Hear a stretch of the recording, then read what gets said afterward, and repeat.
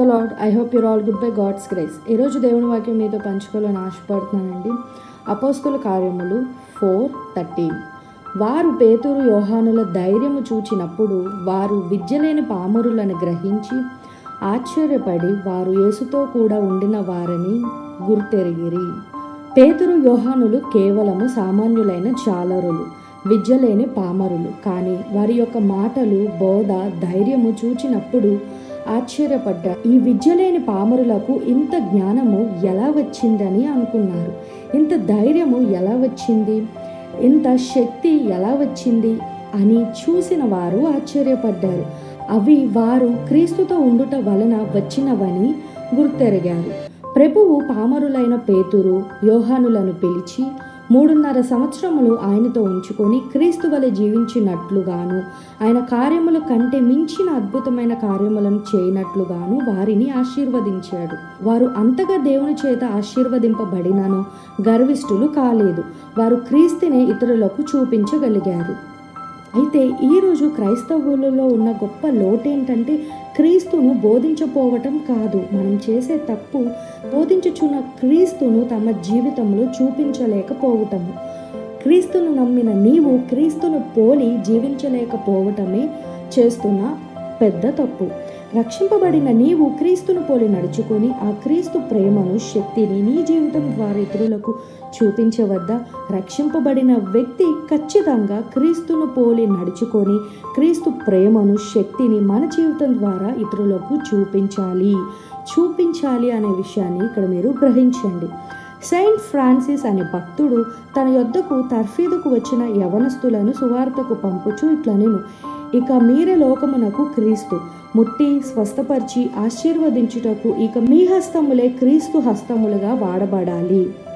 సత్య మార్గములో నడిపించుటకు మీ పాదములే క్రీస్తు పాదములుగా వాడబడాలి.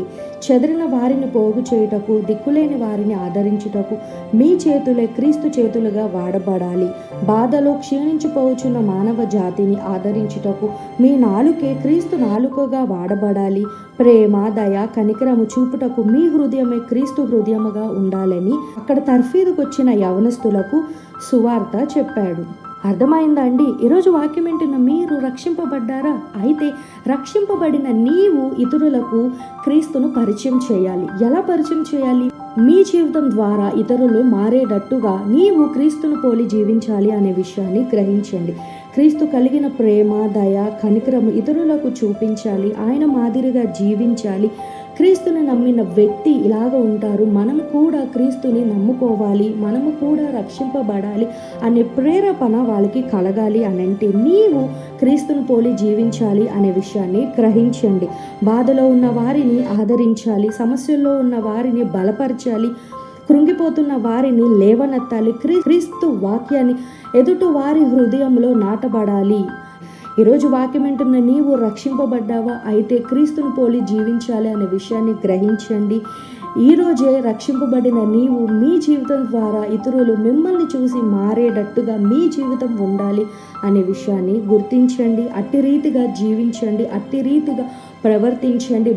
నా జీవితం చూసినప్పుడు మాత్రమే మన చుట్టూ ఉన్న వాళ్ళు, మన బంధువులు, మన స్నేహితులు క్రీస్తును గురించి తెలుసుకుంటారు, క్రీస్తు ప్రేమను గురించి తెలుసుకుంటారు, రక్షింపబడతారు అనే విషయాన్ని గ్రహించండి. కాబట్టి లెండి క్రీస్తు వలె జీవిద్దాం.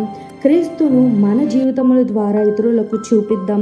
క్రైస్తవులని పేరు పెట్టుకున్న మనము క్రీస్తు అడుగుజాడుల్లో నడిస్తే మీ యేసు ప్రభువు మాకు కావాలి అంటూ ఈ లోకస్తులు మనలను వెంబడిస్తారు అనే విషయాన్ని గ్రహించండి. దేవుడు మిమ్మల్ని, మీ కుటుంబాలని బహుగా దీవించి ఆశీర్వదించును గాక. ఆమేన్. ప్రార్థన.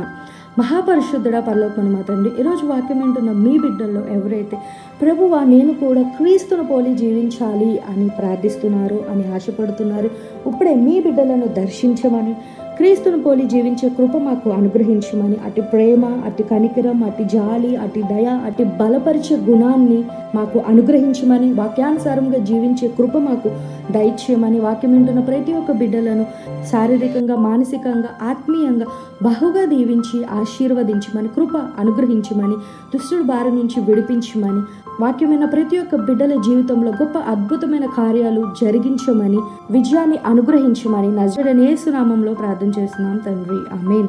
సమస్త మహిమా ప్రభువైన యేసుక్రీస్తునకే కలుగును గాక, amen. God bless you all.